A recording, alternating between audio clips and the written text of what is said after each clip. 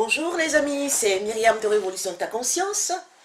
Nous sommes encore là ce matin pour parler de révolution de conscience, pour parler d'éveil de conscience.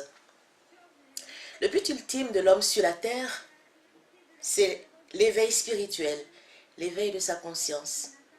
Et cet éveil passe par la transformation de la nature de l'être humain que nous sommes. Transformation autant physique, émotionnelle, spirituelle. Nous savons que la pensée agit sur la matière. Par conséquent, notre corps doit être purifié. Purifié par les pensées que nous avons. Ce sont les pensées qui font que nous sommes bien portants ou pas bien portants. Donc, commencez par purifier ces pensées pour avoir un corps sain, de sorte que l'âme qui est dans ce corps puisse faire le travail pour lequel elle est sur terre. Donc avoir un corps pur, des émotions pures, des pensées pures. Et ce travail demande beaucoup d'efforts. C'est pour cela que nous avons besoin d'aide. Parce que nous marchons à contre-courant des lois divines. Et il n'est toujours pas facile de réaliser ce travail de l'âme, ce travail pour lequel notre âme s'est incarnée en cette saison sur la terre. Et c'est pour cela que nous avons à notre disposition des êtres de lumière qu'on appelle les anges. Nous avons des guides déjà, et nous avons les êtres de lumière, les anges. Et ce sont 12 anges de la Kabbale. Quand on parle d'anges, souvent les gens sont, surtout les chrétiens, oh là là, ils sont limités aux quelques anges qui ont été mentionnés dans la Bible. Il y a des myriades et des myriades d'anges dans l'univers que le Créateur a créé. Mais parmi ces myriades d'anges, ce sont 12 qui ont été délégués pour s'occuper de nous personnellement, en tant qu'être humain, dans notre dimension. Comme je le disais dans une vidéo passée, et nombreux d'entre nous le savons déjà, nous avons chacun au moins 3 anges qui sont à notre disposition pour s'occuper de nous. Nous avons un ange physique qui s'occupe de tout ce qui est matériel, de tout ce qui est physique, notre santé, le travail que nous recherchons, etc. Nous avons un ange émotionnel qui s'occupe de tout ce qui est sentimental. Vous recherchez un mari, vous avez des conflits conjugaux, etc. Il y a un ange qui est là pour ça. Nous avons un ange spirituel qui est là pour tous nos besoins spirituels, pour tous nos besoins qui ont trait au travail de l'âme, à la mission de l'âme sur terre. Donc, il ne faut pas avoir peur quand on parle d'anges pour certaines personnes. Parce que les anges, en fait, ne sont que des attributs de Dieu. Ce sont des attributs du divin. Un de ces attributs, c'est la volonté. Il y a un autre attribut qui est l'amour, la sagesse. Un autre attribut, c'est l'intelligence. On a l'harmonie, on a la providence, la bonté, la vérité. Tout ça, ce sont des attributs de ces anges. Et ils sont là pour nous aider sur le chemin. Ils sont là pour nous tenir la main. Et cette aide qu'ils nous apportent, elle est gratuite. Une aide gratuite. Les anges sont au chômage. Nous sommes là en train de murmurer, de souffrir, alors que nous avons des êtres de lumière qui sont à notre disposition pour nous aider à aller dans le chemin de la lumière, pour nous aider à traverser les adversités, à traverser les obstacles que nous rencontrons dans la vie. Alors n'hésitez pas à les solliciter. Nous avons, dans les Écritures, Jésus-Christ disait, « Cherchez le royaume des cieux et sa justice, et le reste vous sera donné par-dessus tout. » Nous sommes tellement branchés sur le matériel et nous oublions souvent le but même de notre existence sur la terre, le but même pour lequel nous sommes ici-bas. Le premier but, le but ultime pour lequel nous sommes là, c'est de rechercher notre éveil spirituel. Une fois qu'on a l'éveil spirituel avec l'aide de ces anges, alors toutes les choses nous sont données par surcroît. Souvent on fait une prière, le Notre Père. Mais avant même que je ne commence à parler de cette prière, les 2 types d'aides que nous avons l'aide extérieure, qui sont les expériences que nous vivons dans la vie de tous les jours, les épreuves que nous traversons dans la vie de tous les jours. Et le but de ces épreuves, c'est de nous amener à parfaire notre nature intérieure. La personne que tu penses être ton ennemi, en fait, est mise sur ton chemin pour t'aider à travailler un défaut qui est en toi, pour t'aider à révolutionner ta conscience pour que tu puisses comprendre le but que cet ennemi est venu jouer dans ta vie. C'est un catalyseur pour t'aider à te réveiller. La Bible dit, réveille-toi, toi qui dors, relève-toi d'entre les morts, et Christ t'éclairera. Donc, on dit, souvent, je ris quand je vois les gens en train de faire de Notre Père. La prière que le Seigneur Jésus nous a laissée, qui dit, Notre Père qui es aux cieux, que ton nom soit sanctifié, que ton règne vienne, que ta volonté soit faite sur la terre comme au ciel. Donne-nous aujourd'hui notre pain de ce jour. Pardonne-nous nos offenses, comme nous pardonnons aussi à ceux qui nous ont offensés. Ne nous soumets pas à la tentation, mais délivre-nous du mal, car c'est à toi qu'appartiennent le règne, la puissance et la gloire pour le siècle des siècles. Voilà, c'est devenu, je pourrais dire, une litanie dans les églises, en particulier dans l'église catholique. C'est un incontournable dans le rituel de la messe. Mais qu'est-ce que ça dit? Que veut dire cette prière? Notre Père qui es aux cieux. Notre Père. Ça veut dire, nous avons déjà un Père. Et ce Père n'est que l'attribut qui est volonté. Ce Père n'est que celui qui a créé toutes choses, celui qui nous a amenés à l'existence, celui qui a fait que nous sommes, celui qu'on appelle l'être. D'autres l'appellent la conscience cosmique. Cet être de qui tout part et à qui tout repart. C'est notre Père. Quand on parle de Père, évidemment, c'est le Père physique que nous avons est une image de ce Père invisible. Parce que le Créateur utilise des images pour nous parler à cause de notre entendement limité. Notre Père qui est aux cieux. Donc aux cieux, il y a des cieux. Souvent, il y a des gens qui sont limités dans leur petit monde qu'ils voient. Nous ne vivons que dans le 1% du monde. Les 99% autres qui restent, il faut les découvrir. Et ce n'est pas en restant cloîtré dans la matière, ce n'est pas en nous restant focalisés que sur la matière qu'on peut avoir la conscience ouverte pour voir ces dimensions invisibles. Donc il est aux cieux. Ça veut dire qu'il y a des cieux. La prière continue pour dire que ton nom soit sanctifié. Le nom de Dieu dans la tradition judaïque, c'est Yod He Vav He, ce nom sacré que les gens, le souverain sacrificateur ne prononçait pas, était le seul à prononcer dans le lieu très saint. Parce que jusqu'à aujourd'hui, on ne dit pas le nom de Dieu, on dit Yod He Vav He, on dit Hachem, on dit Jéhovah. Pour les chrétiens, souvent ils disent Jéhovah, mais Jéhovah, c'est ce nom Yod He Vav He, composé de 4 lettres, qui ont créé toutes choses. Une autre fois, on en parlera. Donc, que ton nom soit sanctifié. Mais pour que le nom de Dieu soit sanctifié, il faut que nous-mêmes nous commencions à nous sanctifier, en purifiant nos pensées, en recherchant la pensée de Dieu. Alors nous pouvons avoir la révélation de Dieu qui va nous aider à sanctifier ce nom-là. Sanctifier le nom de Dieu, c'est avoir la pensée de Dieu pour faire les choses que Dieu initie. Que ton règne vienne. Mais comment le règne de Dieu peut venir? Si nous régnons nous-mêmes, si nous sommes nos propres dieux, si celui qui est sur le trône de notre cœur, ce n'est pas Dieu, il faut détrôner le moi qui est assis sur le trône de notre cœur. Et une fois le moi qui est assis sur le trône de notre cœur est détrôné, alors nous pourrons détrôner le diable, celui qu'on appelle le diable, l'ennemi de notre âme. Alors le Dieu, l'Esprit divin pourra siéger sur le trône de notre cœur. Alors le règne de Dieu pourra venir dans notre vie.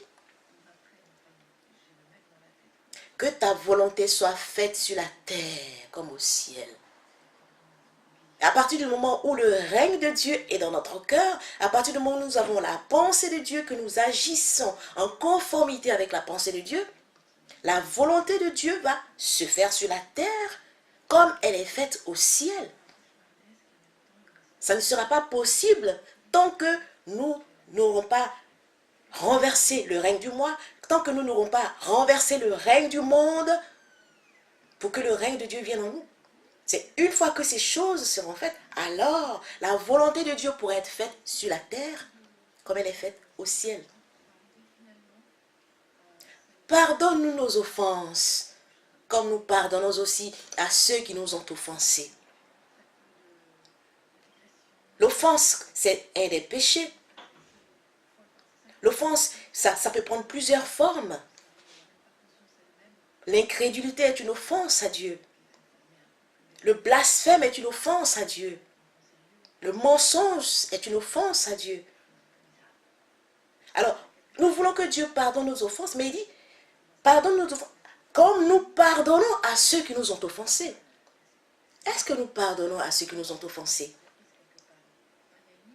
Je connais des gens qui sont braqués sur des rancunes. Pour eux, c'est la rancune à vie. Ils ne veulent pas se réconcilier avec des personnes avec lesquelles ils ont eu des différends. Pourquoi? La rancune est un lien qui vous maintient dans la captivité. Celui qui ne pardonne pas, il se lie et il lie celui à qui il ne pardonne pas. Donc ça fait un cercle de vengeance et infernal. Il faut pardonner. Le Christ nous a donné le modèle. Sur la croix, il disait, Père, pardonne-leur, car ils ne savent pas ce qu'ils font. Quelqu'un qu'on est en train de clouer. Et il dit, Père, pardonne à ceux qui sont en train de me clouer parce qu'ils ne savent pas ce qu'ils font. Dans la parole, il y a quelqu'un qui demandait, mais si mon frère m'offense, combien de fois dois-je pardonner? Il dit, pardonne 7 fois 77. En quelque sorte, ça veut dire, pardonne indéfiniment. Pardonne sans arrêt, quoi qu'il advienne. Qui es-tu pour ne pas pardonner à ton prochain? En ne pardonnant pas à ton prochain, tu restes dans les liens de la captivité des rancunes. Tu lis en même temps ton prochain à qui tu ne pardonnes pas et ta vie est nouée parce que tu fais des nœuds dans ton champ émotionnel et ta vie est bloquée. Après, tu accuses les autres. Ah, ça ne marche pas par-ci, ça ne marche pas par-là. Mais tu as oublié quelque part que tu n'as pas pardonné à ton frère qui t'a offensé, que ce soit volontairement ou involontairement. Quoi qu'il advienne, il faut pardonner. Comme on dit souvent, le pardon est une puissance qui libère. Donc, pardonne-nous comme nous pardonnons à ceux qui nous ont offensés. Et c'est à partir du moment où nous aurons pardonné aux autres, alors le divin nous pardonnera inéluctablement. Le jugement, en fait, ce n'est pas Dieu qui le fait. On dit Dieu, c'est nous-mêmes qui nous jugeons par les actes que nous posons d'une manière ou d'une autre. Nous sommes dans un champ d'expérimentation sur la terre. Nous sommes dans un gymnase psychologique sur la terre. La terre, c'est un gymnase d'apprentissage. C'est un terrain d'apprentissage. C'est un champ d'action.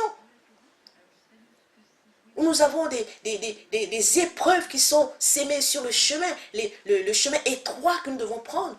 D'où l'aide des anges. D'où l'aide des guides spirituels. Pour éveiller notre conscience. Et alors, cet éveil, c'est par l'intuition. En éveillant notre intuition, il nous donne la capacité de trouver des solutions aux problèmes qui se posent sur notre chemin. Pardonne nos offenses comme nous pardonnons aussi à ceux qui nous ont offensés. Ne nous soumets pas à la tentation, mais délivre-nous du malin. Dieu ne nous tente pas. C'est nous-mêmes qui recherchons la tentation. Nous mettons dans des états de convoitise tels que nous sommes tentés. Et nous tombons dans le péché par des tentations que nous pourrons éviter. Mais délivre-nous du mal. En contrôlant nos convoitises, dans les 10 commandements, il est dit, tu ne convoiteras pas la femme de ton prochain, les biens de ton prochain, etc. Et c'est plein de choses qu'il ne faut pas convoiter. Il faut se contenter de ce qu'on a ou travailler pour obtenir ce qu'on désire. Il ne faut pas jalouser. Parce que la convoitise amène la jalousie amène le meurtre, etc. Ok? Donne-nous aujourd'hui notre pain de ce jour. Nous avons 2 types de pain. Le pain physique et le pain spirituel. Est-ce que chaque jour vous demandez votre pain spirituel au Créateur? La première des choses qu'on doit faire lorsqu'on ouvre les yeux le matin, c'est déjà de remercier le Créateur d'être revenu dans notre corps. Et j'aime bien la tradition juive pour cela. Ils ont une prière matinale concernant l'âme. Et quand ils se réveillent, ils disent, Seigneur, merci de ce que tu as ramené mon âme dans mon corps. Nous devons faire pareil. Chaque jour que le Créateur fait, c'est un miracle de se réveiller chaque matin. La première des choses qu'on fait donc, quand on se lève, c'est de dire merci Père. Merci, toi qui as ramené mon âme dans mon corps, pour que le travail pour lequel cette âme est venue accomplir sur la terre, il puisse continuer de l'accomplir. Donne-moi ton aide avec tes guides que tu as mis sur mon chemin, avec ces êtres de lumière, tes serviteurs, les anges, pour que je trouve ma voie de la journée. Donne-moi ma nourriture spirituelle de ce jour. Christ me dit, l'homme ne vivra pas de pain seulement, mais de toute parole qui sort de la bouche de Dieu. Lorsqu'il a été tenté dans le désert après son jeûne de 40 jours, le diable est venu tenter le Christ. Il dit, si tu es le Fils de Dieu, change ces pierres en pain, car il est écrit. Mais Jésus-Christ dit, l'homme ne vivra pas seulement de pain, mais de toute parole qui sort de la bouche de Dieu. Et la Bible dit, aussitôt les anges sont venus pour le servir. Il faut demander notre pain spirituel à Dieu. Et ensuite notre pain physique.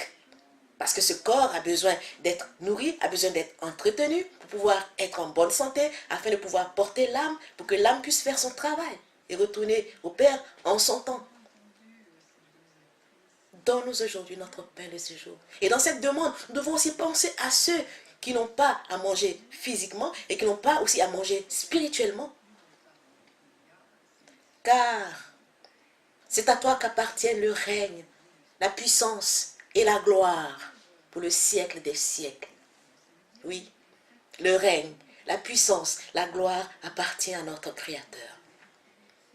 Évidemment, il y a des puissances sur la terre, il y a des gens qui ont des gloires sur la terre, mais ce ne sont que des photocopies de la gloire divine. Parce qu'il a dit, créons l'homme à notre image, selon notre ressemblance. Évidemment, ce qui est au ciel est comme ce qui est sur la terre, comme disait Hermès Trismégiste. Mais la photocopie de la photocopie de la photocopie, à un moment donné, elle est dégradée, on ne retrouve plus l'original. Par conséquent, il faut retourner en arrière, il faut faire marche arrière, il faut révolutionner sa conscience pour rechercher l'original qui a été perdu. Il faut retrouver cet original avec l'aide des êtres spirituels de lumière qui sont mis à notre disposition. Les anges, les 72 anges de la Kabbale. Anges qui ne sont que des attributs. La volonté, l'amour, la bonté, la beauté, etc., etc. Chers amis, alors vous pourrez éveiller votre conscience. Alors l'intuition qui est l'attribut, la faculté mentale qui nous a été donnée, qui est dans notre conscience, sera révélée, va se développer. Parce que c'est par cette intuition que nous recevons la révélation divine pour marcher dans notre vie quotidienne, pour marcher sur le chemin de la spiritualité et dans tous les domaines de notre vie. Continuons à développer cette intuition en nous, en recherchant l'aide des anges. Je vous laisse méditer sur ces paroles et je vous souhaite à tous un agréable dimanche. Au plaisir de nous revoir. À très bientôt les amis. C'était Myriam de Révolution de ta conscience. À bientôt.